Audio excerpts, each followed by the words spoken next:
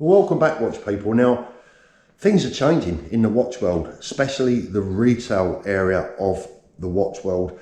And when I say it's changing, listen, I've been speaking to dealers from all over the country this week, from Hatton Garden in the city to central London to Manchester to the Jaeger-LeCoultre in Birmingham. I've been speaking to a lot of my dealer friends, and the message from them all is the same. Lockdown has taught them a lesson, and the lesson that it's taught them is that they don't necessarily need to be spending thousands of pounds a month in some cases on expensive rents, on expensive fancy retail showrooms.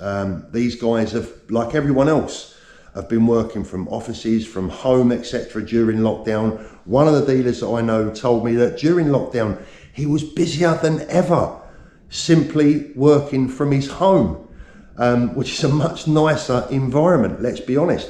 You know, who wouldn't want to work at home on a day-to-day basis if you possibly can, especially when you consider that you could be saving thousands of pounds every single month. Now, I think one of the concerns that a lot of high-end dealers have is that by moving out of luxury shops, by moving out of luxury premises, that the watch buying public might suddenly lose a little bit of confidence in their business. But you know what, guys? I think the watch buying public can see through that. I think the public in general are coming round to the idea that you don't have to necessarily leave your home to work in 2020. The lockdown has taught us a lesson, hasn't it? It's taught us all a lesson.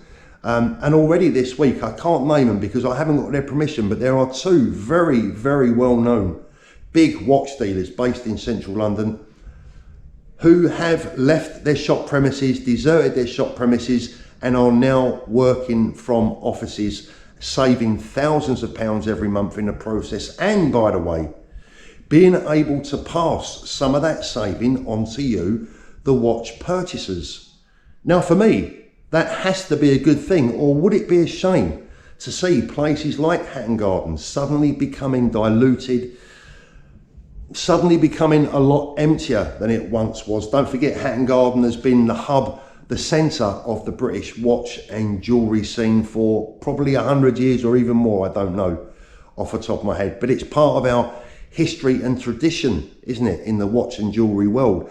Would it be a shame to see places like Hatton Garden suddenly become diluted as dealers potentially move into cheaper areas and cheaper premises? And would you be prepared to shop in offices rather than in retail shops? Does it mean that much to you? How much credibility does a high street retail shop give any watch dealer?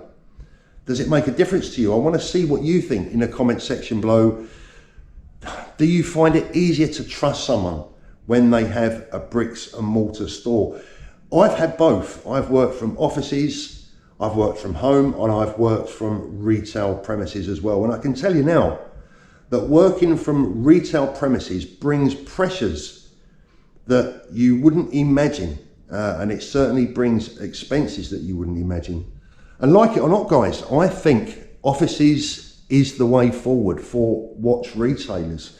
And I just wonder what effect ultimately that might have on the authorised dealers as well. Because guys, look, I can tell you for 100% certain, all of these big fancy central London boutiques that you see are costing the authorised dealers hundreds of thousands of pounds a year in expenses alone. That's rent, staff, etc. All of that, of course, comes out of their profit margin. And I can see that by Christmas 2020, the retail watch industry could be virtually unrecognisable as to the same time last year.